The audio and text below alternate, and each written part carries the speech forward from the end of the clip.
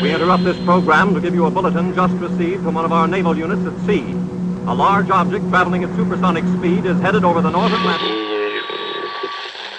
Once a normal, voluptuously beautiful woman, she drove into a nightmare of horror and saw descending from the sky.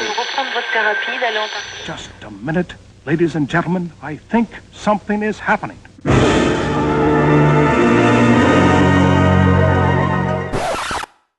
Ooh, I feel retrogasmic. Retrogasmic. Retrogasmic.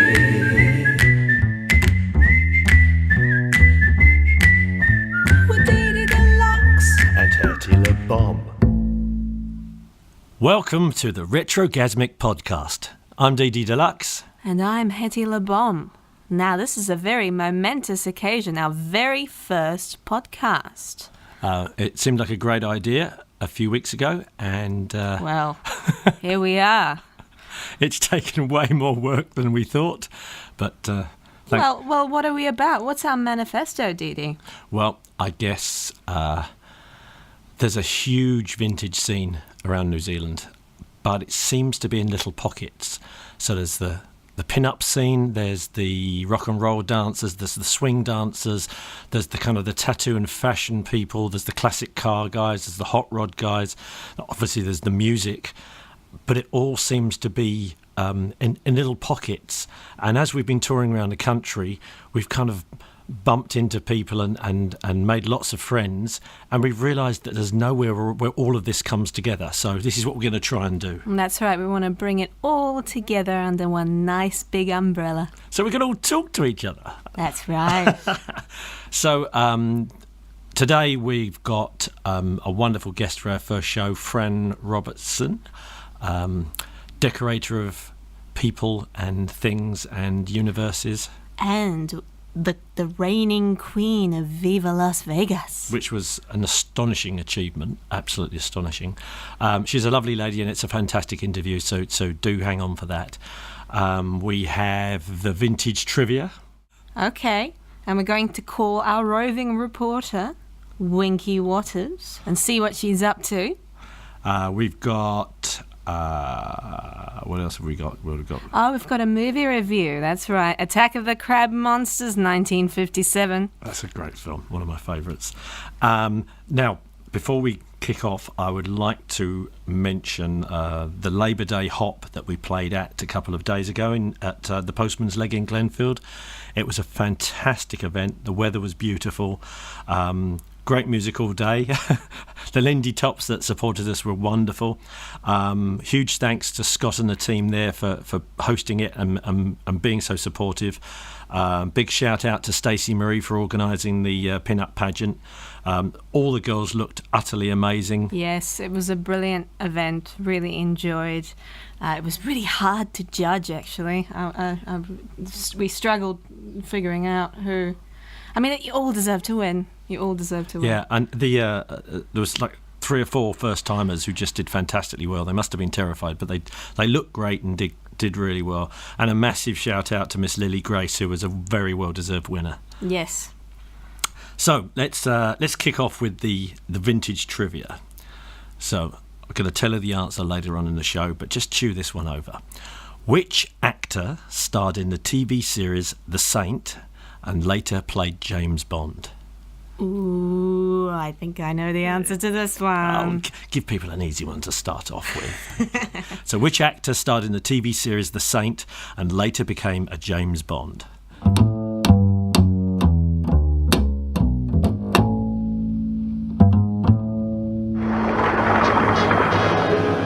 Yes, Carl, I know the species appears to be that of an ordinary land crab, but...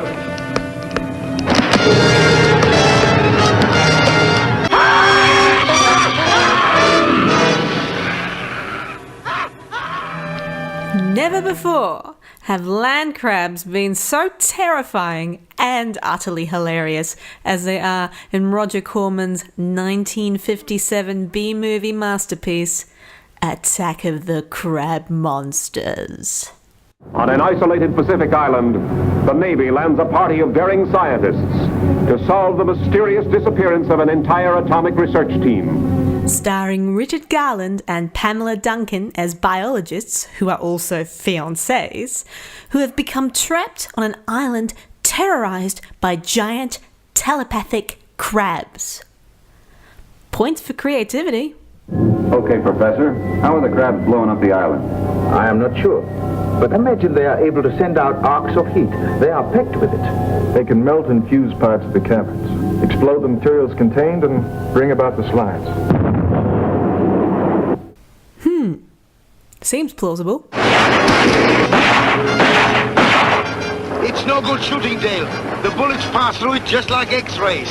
So, you have wounded me. I must grow a new claw. Well and good, for I can do it in a day.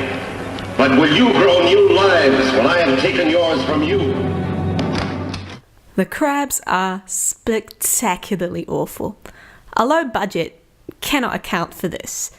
It looks like a kindergarten papier-mâché experiment gone horribly wrong. Their eyes! What's the matter with their eyes? Last time I checked, crabs didn't squint like Clint Eastwood on a particularly bright day. There used to be ridges there for maybe 2 miles. Now there's less than half a city block. Soon we will have nowhere to run.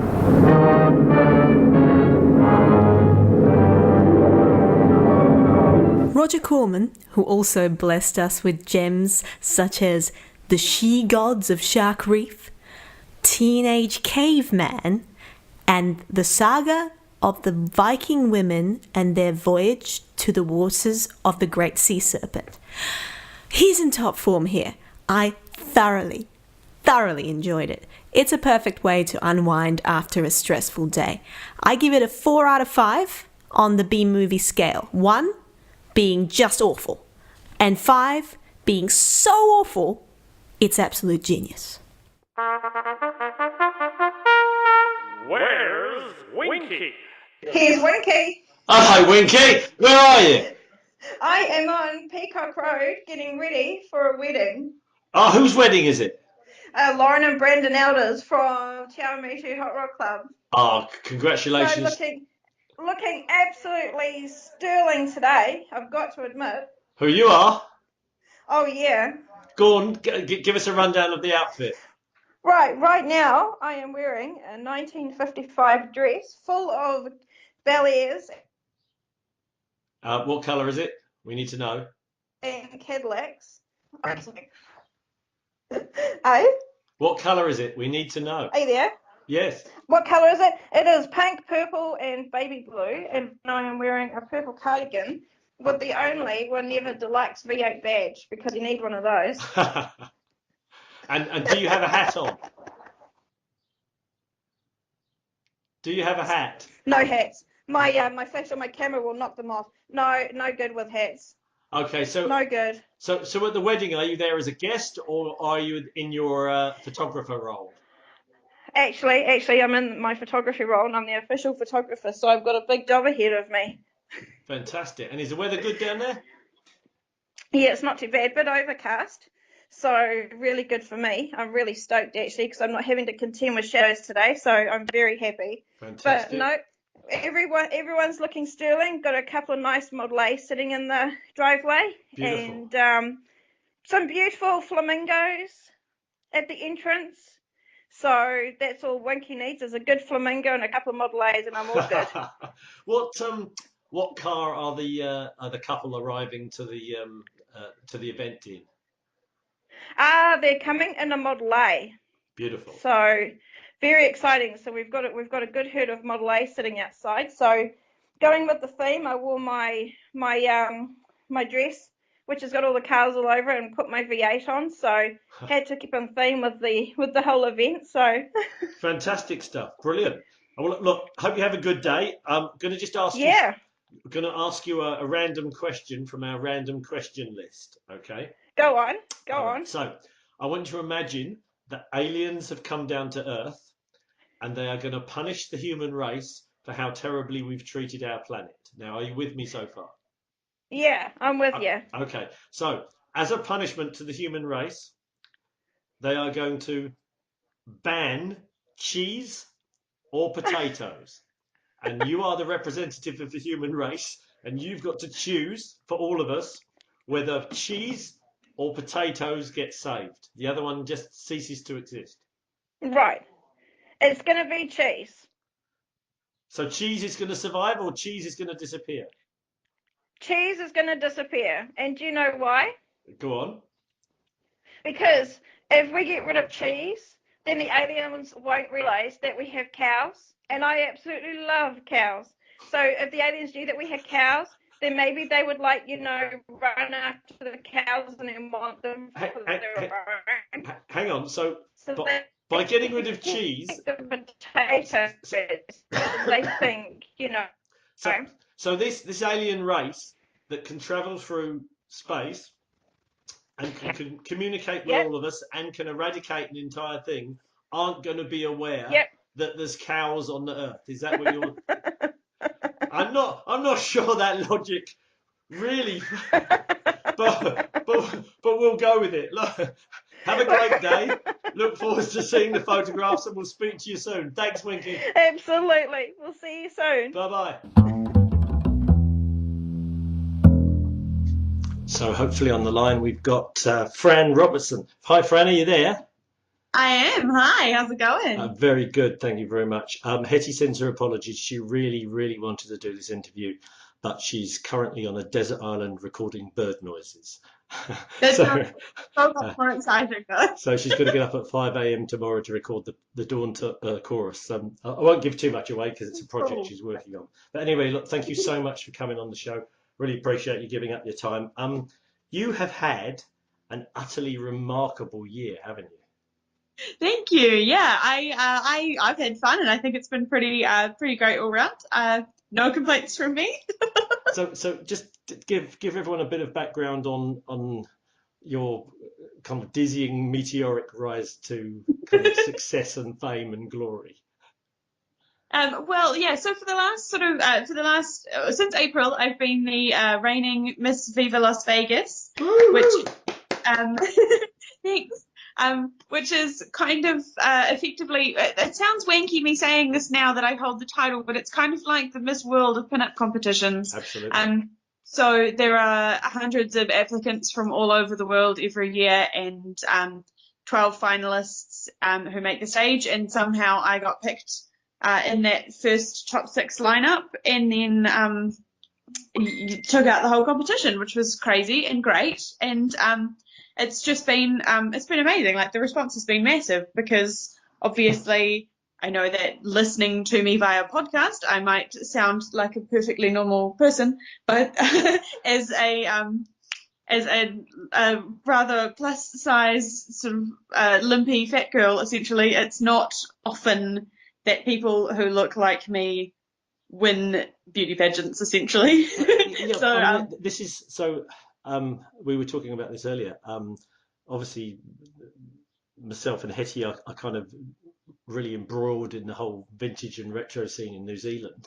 But, well, me especially, I look at the pin-up competitions and I look at the girls dressed up, and it's fantastic. You know, it's aesthetically pleasing, and it's great to see kind of something that's I guess inclusive is the overriding thing that is so lovely about it. But I don't actually know anything about how it works. I mean, how are these things judged? What I mean, obviously the horrible, the old-fashioned Miss World things. You get the terrible meat market bikini thing, and then you get the special skill, you know, juggling or ping pong balls or unicycling with a chainsaw or whatever it is. And then, you know, and it just seems so utterly kind of awful. Whereas the pin-up stuff, I don't know, it's almost like everybody seems to be supporting everybody else, and it's all for a good cause. Is that kind of right, or am I missing? Oh, absolutely. Yeah, no, I think the cool thing about being involved in the pin-up community and the sort of the way that we approach our pageants and our contests is that people, you know, obviously there is an aesthetic element, like, but you're less judged about what you look like and more about how you put yourself together. Okay. So, you know, there's still all the same, like, you know, there's still the same, like, you know, can she make confident decisions about putting together an outfit that stands out? But for the most part, it really is about who you are and what you have to offer the community as a person. So I think that's so and I much think more it's valid. it's such a huge difference, from a lot of the other pageants that are sort of they come across as being a little bit vapid. And I like that, we as a community, because especially as a community who are predominantly fairly obviously embracing of vintage style, but are generally speaking pretty forward thinking and pretty well focused on the important issues as well as just things that look nice. So absolutely. So getting back to Viva Las Vegas, the big competition, what do you think about your own particular styling and the way you presented yourself and kind of the package you put forwards on the day, if you want to put it kind of simply? What do you think gave you the edge? For me, I think that obviously I was not only offering up something that hadn't been necessarily represented on on that stage before, in the fact that obviously like I'm plus size and disabled, but also like I am incredibly self-confident. That's not an issue for me. But also with that contest in particular, I went in there making it very clear that I was like, winning would be great, but I was there to have a good time, and I was there to show people that it's not necessarily about winning, and that jumping in there and saying like, hey, look, I'm doing all of this cool stuff, and whatever your challenges are, you can do that too. I think that was something that opened a few people's eyes and made people really stop and pay attention, like, hey, this is someone I can connect with, and this is someone whose experience I can relate to. Fantastic. Do you think that the fact that you managed to pull off, well, from what you were saying, sounds like you thought it was an unlikely win beforehand. Do you think that you've actually changed the change the way people will look at judging these competitions and almost the parameters that things are judged on from now on? I'd like to think so, absolutely. Like obviously, in smaller communities and at like local car shows and things, this sort of stuff, like especially around New Zealand, people, anyone can win any of the contests. So the fact that I'd come from a country where people really these sorts of things are just so open, meant that I wasn't going up on this like world stage thinking, well, I'm not going to win, so it was more like I have just as much chance as everyone else up here. So if I win, it'll be great. If I don't, I'll have fun anyway. Absolutely. But hopefully now there are people looking around, because obviously like anyone is capable of winning. It's just whether or not people feel like they are welcome to enter. And so I think me being up there and winning it has given a few more of the women in our community who do feel marginalized in some way sort of an opportunity to be like, hey, look, actually, if this girl can win it, I can damn well enter it. And hopefully that will increase the diversity across the entrance in competitions like this. And the judges will have no choice but to sit up and take notice of the fact that there is more than one standard of beauty out there. Now, am I right in thinking that in some of the higher profile competitions recently, there's actually been male drag entrants and some transgender people entering as well, and everyone's just being treated the same? Absolutely, and I think that's the coolest thing, because our community has for so long preached acceptance and preached the importance of letting people be whatever version of themselves feels the most authentic to them. So right. whatever that means for you is totally acceptable within our community. And the fact that a lot of these entrants, like a lot of competitors now are looking at it and thinking, actually, why the hell not? Why not give it a crack? And that's really cool, because seeing people who don't necessarily fit within a specific gender spectrum or who don't necessarily feel represented, jumping up and saying, well, screw it. If there isn't anyone who looks like me, maybe that should be me for other people. Maybe I should be the one up there inspiring people and saying, hey, look, this is great. This is really cool. And so, like the fact that we've got our first drag queen competitor in Miss Pinup New Zealand this year is major, and I think it's the coolest thing ever, and hopefully it will encourage more people who don't, who don't feel like this is their sort of competition to come in and say, well, actually, nah, it could absolutely be my competition. Absolutely. Like, it's just so cool. Yeah, that's fantastic. Now, just stepping to one side, how, I mean, I know it's an obvious interview question, but how did you get into being the decorator of people and places and universes and stuff? How did you kind of, because surely you just didn't wake up one day and say, I'd really like to know how to do pin curls in light, unmanageable hair. I mean, it must have been a kind of a process of development. I mean, how did you get into it, and then how did you end up starting the business, and how did you develop that, and how did the whole thing kind of progress from like just a good idea? Well, for my whole life, I've just kind of studied things that I thought were interesting and things that I wanted to learn. And eventually I sort of looked at the collection of skills and qualifications and things that I had just done because I wanted to, I kind of didn't really know what I wanted to do with my life. So I kept doing things in the meantime until I figured it out. And it got to the point where I looked at all of the things that I'd been doing and thought, oh yeah, I can make this a job. And because I did a hairdressing apprenticeship, to sort of, have something to do. And because I wanted to learn about hairdressing for myself and about techniques, so I wanted to be able to colour my own hair without destroying it and things like that. And I worked in theatre for a really long time doing costuming, and I became particularly interested in historical costuming and in like research around fashion history. And I did like makeup for theatre and special effects and prosthetics. So all that kind of stuff ended up melding together into creating this sort of little wee niche market for myself. What happened? Was there an event, or what happened for you to it not being, kind of using a horrible word, but how did you commercialize this? How did you get to the stage where I've got something that's valuable enough for me to charge a fair fee for it and try and make a living off of it? Well, I freelanced while working for a really long time. So other people would say, how do you do that? Can you teach me? And then I would be teaching people, or I'd be, doing hair and makeup for my friends for the school ball and things like that. And people kept saying, you should do this for a job. And I was like, no. Like, I want to keep this fun. I want this to be something that I enjoy doing, because traditionally in my head, jobs were the things that you had to do to fund the things that you enjoyed doing. Right. And then I had a pretty major accident and broke my spine. Ooh. And that was when I sort of, in that sort of recovery period, I sort of thought, well, actually, this is, I need to stop doing things just for the sake of doing things. And I need to, I don't want to be doing things I don't love doing. And how can I make the things that I love doing fund themselves, so that I don't, I don't have to keep the daily grind 9 to 5 nonsense I didn't want to be doing anymore.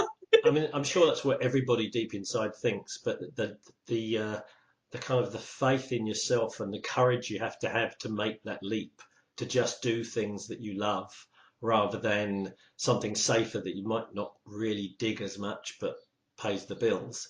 I mean, that's the big, leap of faith, leap into the void. How long ago was that for you that you kind of finally went both feet in, if you like? Well, I quit my real adult grown-up job probably 6 years ago. My accident was earlier than that, but I had to sort of figure out my life in that meantime.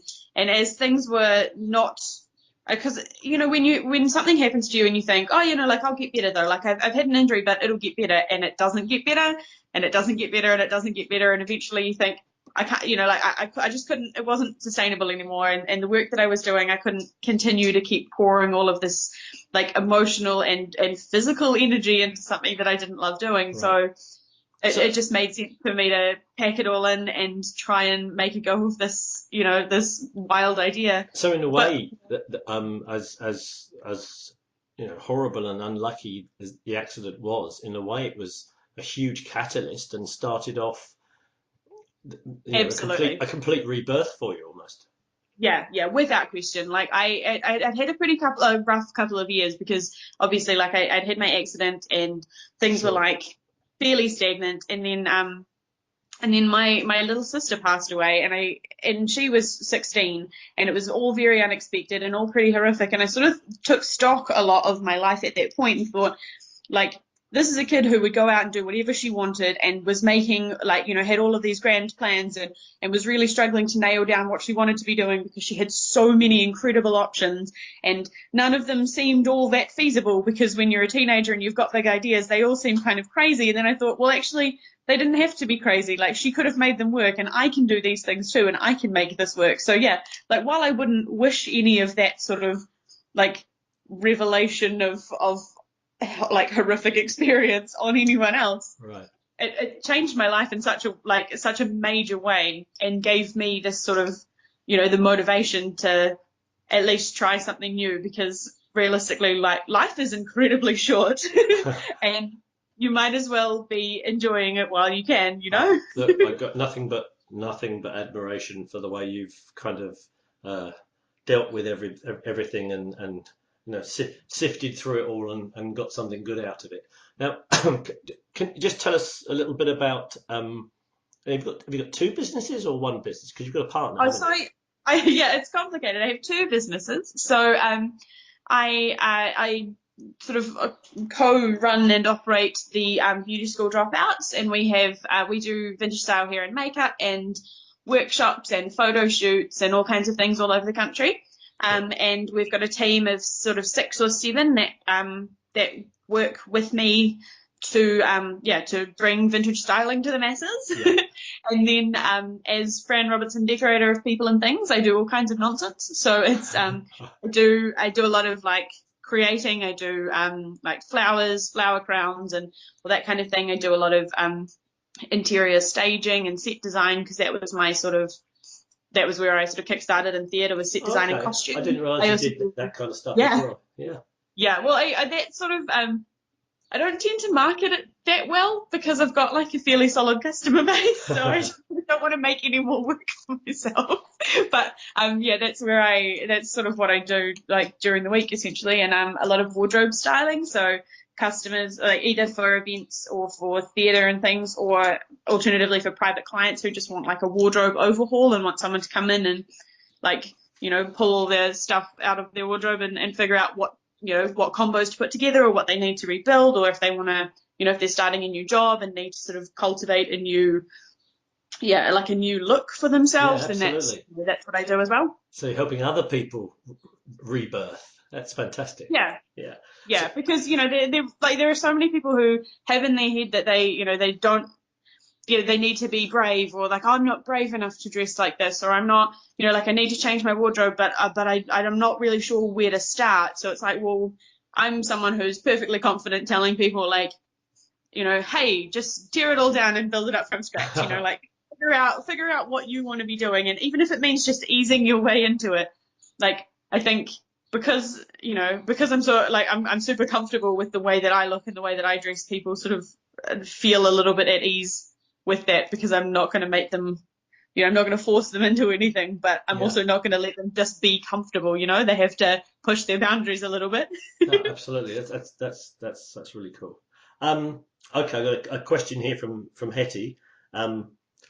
She said, ask Fran why New Zealand only has 4 people and a cow in it, but we keep turning out world-class pin-ups.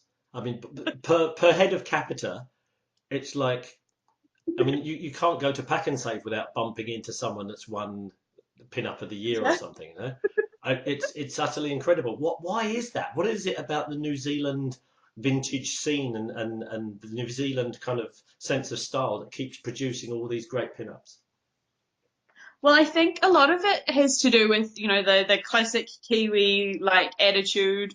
We're fairly, as a people, we're fairly innovative, but we're also not too, everything's fairly relaxed and fairly chill about everything. So that attitude, like, lends itself well to these sorts of competitions and the way that our community operates. But on the other side of that also is that because we're so far away, and, like, you even see this within New Zealand, in certain ways, but like because we're so far away from the rest of the vintage community around the world, people have this idea that like, oh well, this must be what they're doing, so we need to do that too, and kind of go bigger and bolder because they don't want to be left behind. And in actuality, what we're doing is just pushing the boundaries way more than anyone else is, because Gotcha. we're not really sure what everyone else is up to, so we're doing our own thing and doing it great.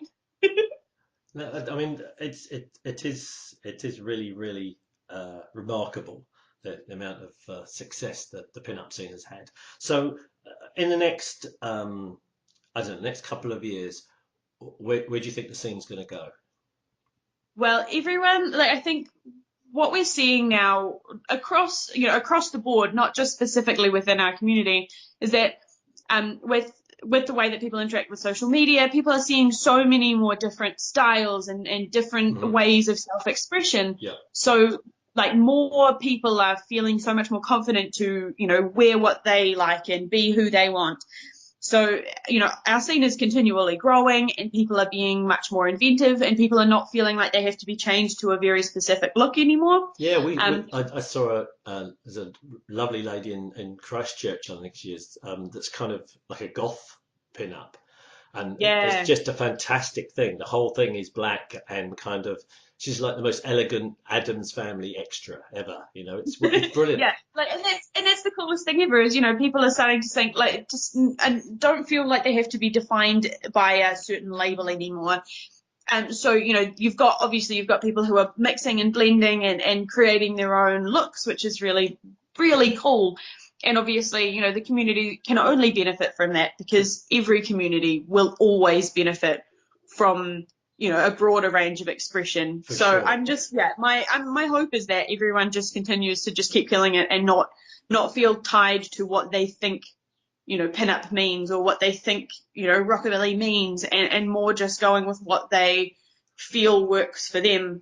And hopefully that'll just continue to expand and develop and, adds to the personality and vibe of the whole thing. Is there a kind of a clear divide between the people that favour the actual vintage clothes? I mean, Hetty is well known for basically spending her entire life tracking down things from the 30s, 40s, and 50s, and some people much prefer to be able to go shopping to one. There's so many fantastic repro places in New Zealand and online, and getting the kind of the funky stuff with the car prints and the cherries and all. Is that two sides of the same coin? Do the two things mix, or is there a purist vintage thing and then a modern repro thing, or am I just making something out of nothing? No, there are definitely people who are exclusively one way or the other, and that's fine as long as they don't feel like it's necessary to slam other people's choices. Gotcha. Because at the end of the day, like it doesn't matter. Like I don't dress this way because I want to look like I'm from the 50s. I favor these silhouettes, and I collect vintage bags and jewelry. But like personally, I don't dress this way because I want to look authentic. I dress this way because these are shapes that I like, and I am colourful and ridiculous and over the top, and these are just shapes that I wear, So Yeah, I'm going to pick clothes that I like, not just clothes that I can find because they are from the 50s or whatever. So I'll never completely understand the people who get angry one way or the other. No, sure. It. I mean, you kind of read between the lines there. Just occasionally we've come across people that seem to be huge purists, especially with the vintage stuff, and kind of poo-poo the other things. And surely, from what you've just, you basically just educated me, and it sounds like it's about a personal aesthetic, personal expression, acceptance, and diversity, which are all great things. So it should honestly, difference. As long as people are happy with what they're wearing, it shouldn't matter to anyone else, you know? Absolutely. Now, are you guys at, I'm just looking at I'm not sure when this is going to be broadcast because we've got a lot of work. Well, poor Hetty's got lots of editing work before these go out. But are you guys going to be at Very Vintage Day Out this year? Absolutely. We have our store doing our regular mini makeovers and things. So we have a full team on the store, and also I'm teaching some classes. So twice a day on both of the days, there'll be hair and makeup workshops that you can come along to and listen to me rant and rave about all the things I've learnt in the last 10 years of styling and working as a hairdresser. So hopefully I can help people figure stuff out. We're going to be there doing the roving reporter thing and just talking to people. We're going to try and do a VBDO special. Nice. So we'll definitely come over and say hi. Absolutely. We're playing 3 times as well, so we'll have to try and fit some of our actual job in. So we'll see you there. Look, thank you so much for taking the time out and talking to us. Really, really appreciate it. It was lovely speaking to you.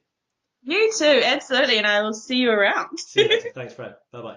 All right, bye.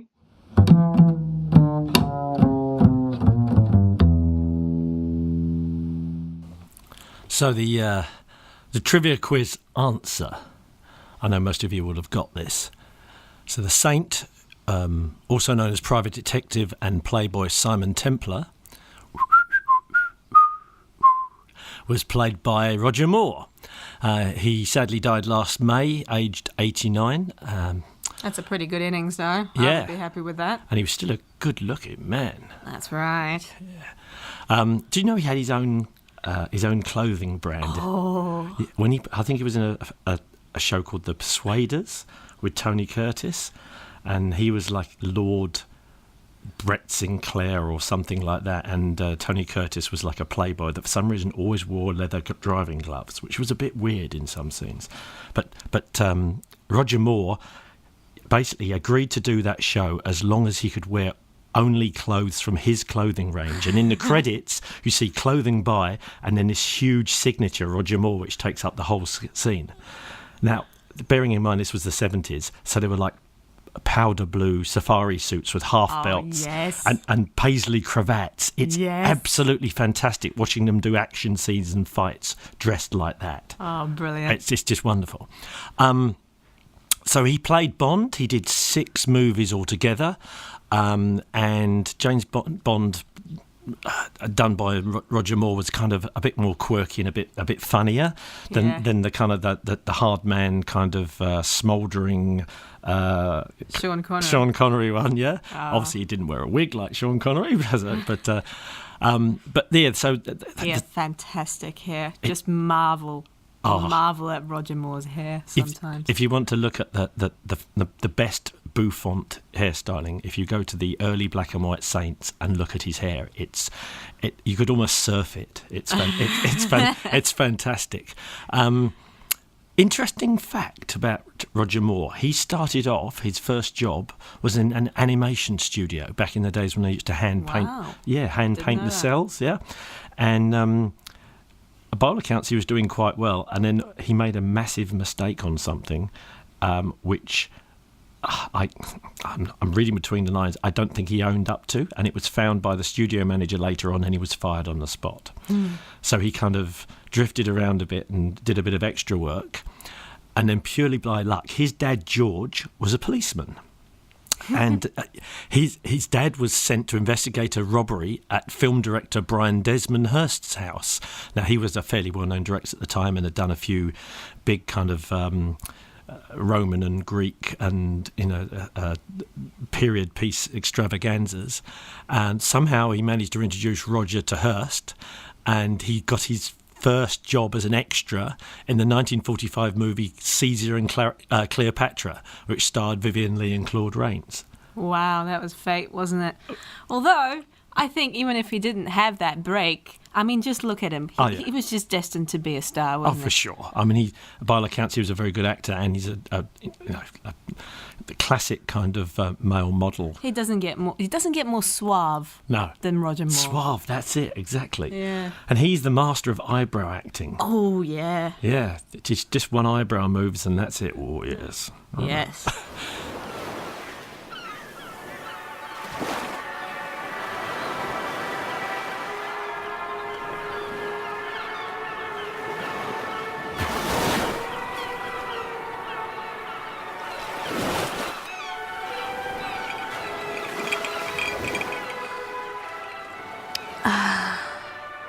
RETROGASMIC.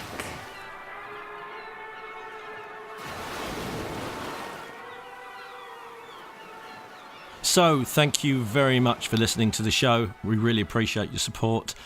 Share it with all your friends, all that kind of stuff. Give us a bit of love. It will be hard to get this off the ground, so we appreciate all of you getting involved. If you want to be involved directly with the show, contact us via Facebook or at the website retrogasmic.com. We've got some fantastic guests coming up in future shows. Tony Daunt, Dirty Murder, Daniel O'David, who was the organiser of this year's Distinguished Gentleman's Ride, and Glenn Matlock, the bass player with the Sex Pistols. So once again, thanks for listening, and we'll see you next time. Bye. See ya. Retrogasmic.